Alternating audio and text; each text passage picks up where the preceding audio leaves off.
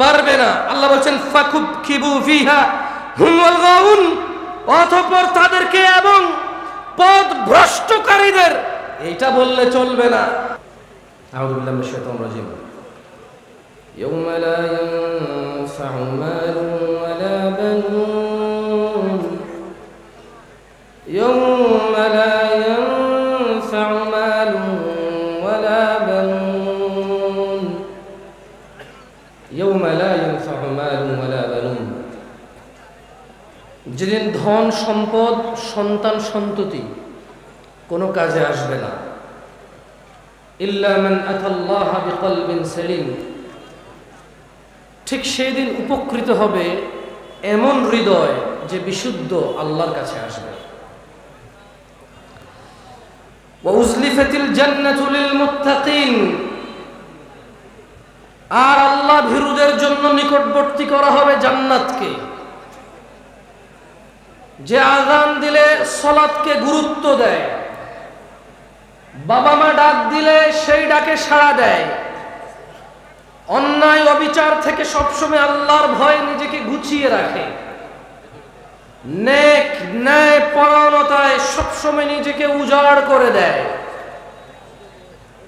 ওয়া উজলিফাতিল জান্নাতু লিল মুত্তাকিন, মুত্তাকিদের জন্য সেদিন জান্নাতকে নিকটবর্তী করা হবে, কাছাকাছি করা হবে।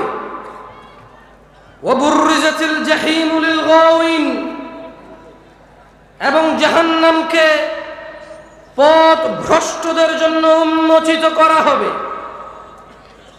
পথ ভ্রষ্ট কারা, এটার ডেফিনেশন এখন অনেক কঠিন। কারণ সালোয়ার কামিজ পরা মহিলা মাথায় উন্না দিয়ে ঘোমটা দিয়ে বের হয়ে নিজেকে পথ পর্দাশীল মনে করে, অন্যদিকে কালারফুল বোরখা পরে উপরে মাথার খোপা করে সুন্দর করে বেনি করে বেঁধে হালকা একটু চেহারার এই মাথা একটু দেখিয়ে সেও নিজেকে পর্দাশীল মনে করে। আবার ভাবিরা দেবরের সামনে গিয়ে হোমা বাইসা আপনি নিয়ে আসছেননি, বালা আসেননি, বসেন, একথা বলে ঘোমটা টেনে দিয়ে নিজেকে পর্দাশীল মনে করে। আবার কিছু মেয়েরা বোরখা পরে ছেলেদের সাথে বিবাহ বহির্ভূত সম্পর্ক রেখে পর্দাশীল নিজেকে মনে করে। কিছু ছেলে মেয়েদের ফজরের সালাতে জাগিয়ে দিয়ে নিজেকে মুত্তাকি মনে করে। কিছু ছেলে হারামকে হালাল করতে চায়, বিষয়টা এমন যে সুদকে হালাল করবে, জিনাকে হালাল করবে, শরাবকে হালাল করবে, খামরকে হালাল করবে, জুয়াকে হালাল করবে। পারবে না, ও শুধু পারে জিনাকে হালাল করতে। ওর কাছে মনে হয় বিবাহ বহির্ভূত সম্পর্ক যার সাথে আছে তাকে বিয়ে করে ফেললে আগের সব গুনাহ হালাল হয়ে গেছে, ও এরকম মনে করে।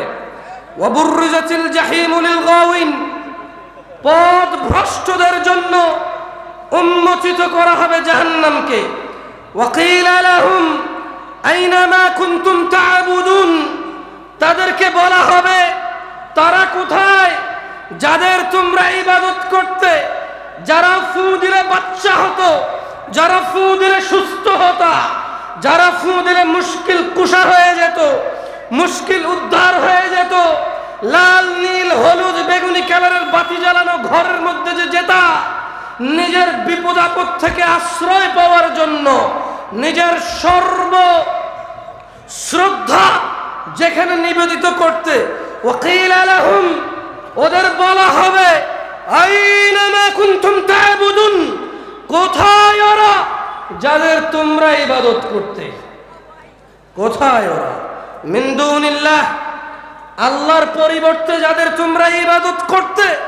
হাল ইয়ানসুরুনাকুম, তারা কি তোমাদের আজকে সাহায্য করার ক্ষমতা রাখে? তারা কি আজকে তোমাদের সাহায্য করতে পারে? আরে তোমাদের কথা বাদ দাও, আও ইয়ানসুরু আও ইয়ানতাসিরুন, তারা কি নিজেদেরকে নিজেরা বাঁচাতে পারে কিনা? কি পারবে? পারবে না। আল্লাহ বলছেন ফাকুবকিবু ফিহা হুম ওয়াল গাউন, অতঃপর তাদেরকে এবং পথ ভ্রষ্টকারীদের, এইটা বললে চলবে না।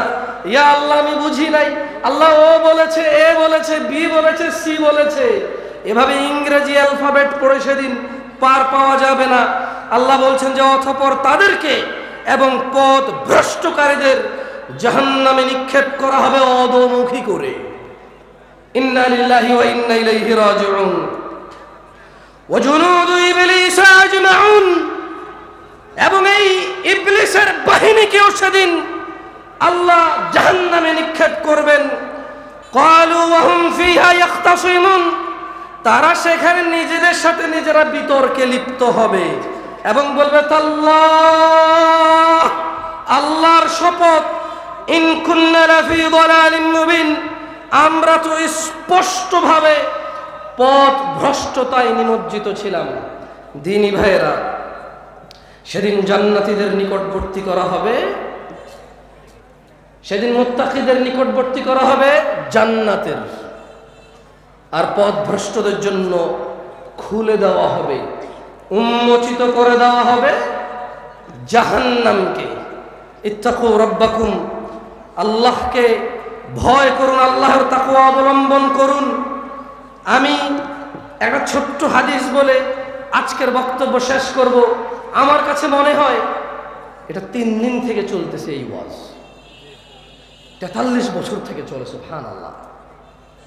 60 বছরের যারা এই গ্রামের ছিল তাদের 17 বছর বয়স থেকে তারা এই মাহফিলে আছে। পরিবর্তন যদি না হয়, 4300 বছর করলেও হবে না। পরিবর্তন যদি না হয়, এখানে ঘন্টার পর ঘন্টা আলোচনা করলেও হবে না। একটা ছোট্ট হাদিস শুনিয়ে আমি আমার বক্তব্য রীতি টানব।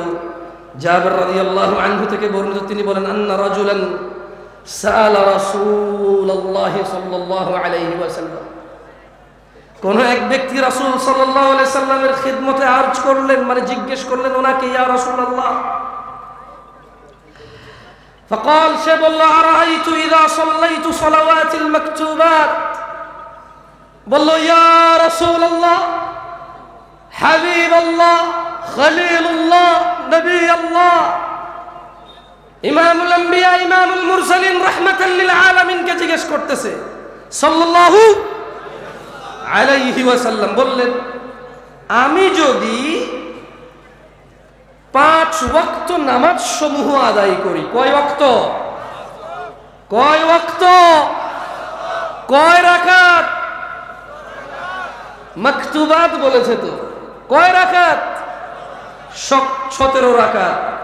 বলছে, বসন্ত রমাদান, রমাদান মাস আসলে যদি আমি রোজা রাখি, ওয়া আহলালতুল হালাল, ওয়া আহলালতুল হালাল।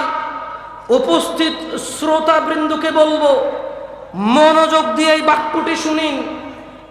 ও বলছে যে, ইয়া রাসূলুল্লাহ, আমি যদি দিনে নামাজগুলো, ফরজগুলো আদায় করি, আর রমাদানের ফরজ রোজা আদায় করি, ওয়া আহলালতুল হালাল, আমি যদি হালালকে হালাল হিসেবে স্বীকৃতি দেই, আমি যদি হালালকে হালাল ভাবে মেনে নেই, আমি যদি হালালকে হালাল হিসেবে জানি, ওয়া হারামতুল হারাম, ওয়া হারামতুল হারাম, আমি যদি হারামকে হারাম হিসেবে জানি, ওয়া হারামতুল হারাম, আমি যদি হারামকে হারাম হিসেবে জানি, ওয়া আহলালতুল হালাল, শুধু নামাজ পড়বো ব্যাস, পুরো বছরে শুধু রমাদানের ফরজ রোজা রাখবো ব্যাস, হালালকে হালাল জানবো, হারামকে হারাম জানবো।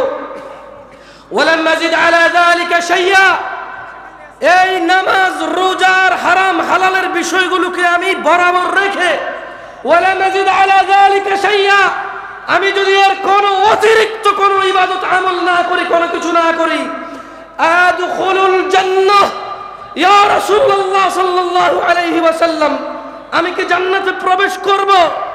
আমি কি জান্নাতে প্রবেশ করব? قال, ইমামুল মুরসালিন মুস্তাফা সাল্লাল্লাহু আলাইহি ওয়াসাল্লাম বলছেন যে, নাআম, তুমি দিনে 5 বার ফরজ পড়ে, রমাদানের ফরজ রোজা রেখে, হালালকে হালাল জেনে, হারামকে হারাম জেনে, পরোয়া করে মেনে চলে, যদি অতিরিক্ত কোনো কিছু না করো, তুমি জান্নাতে প্রবেশ করবে। আল্লাহ তাআলা আমাদের দিনে 17 রাকাত নামাজ যে কোনো পরিস্থিতিতে আদায় করার তৌফিক দান করুন। এবং রমাদান চলে গেছে। আল্লাহ তাআলা আমাদেরকে বেশি বেশি রমাদান পাওয়ার তৌফিক দান করুন এবং তা থেকে উপকৃত করুন। হারামকে হারাম হিসেবে ঘৃণা করে হালালকে স্বীকৃতি দিয়ে হালালকে হালাল হিসেবে জেনে মেনে চলে আল্লাহর জান্নাতে প্রবেশ করার তৌফিক দান করুন। আমাদের গুনাহ আল্লাহ মার্জনা করুন এবং আমাদের সন্তুষ্ট হন তিনি সুবহানাহু ওয়া তাআলা। আকুলু কওলি হাযা ওয়াস্তাগফিরুল্লাহ লি ওয়া লিসাইরিল মুমিনিন ফাস্তাগফিরুহু ইন্নাহু হুয়াল গফুরুর রহিম। সুবহানাকাল্লাহুম্মা ওয়া বিহামদিকা আশহাদু আল্লা ইলাহা ইল্লা আনত আস্তাগফিরুকা ওয়া আতুবু ইলাইক। আসসালামু আলাইকুম ওয়া রাহমাতুল্লাহ। কিছু মনে করেন না, হাতটা ম্যাচ করতেছে, বুঝছেন, একটু অসুস্থ আছে, কেমন? আসসালামু আলাইকুম।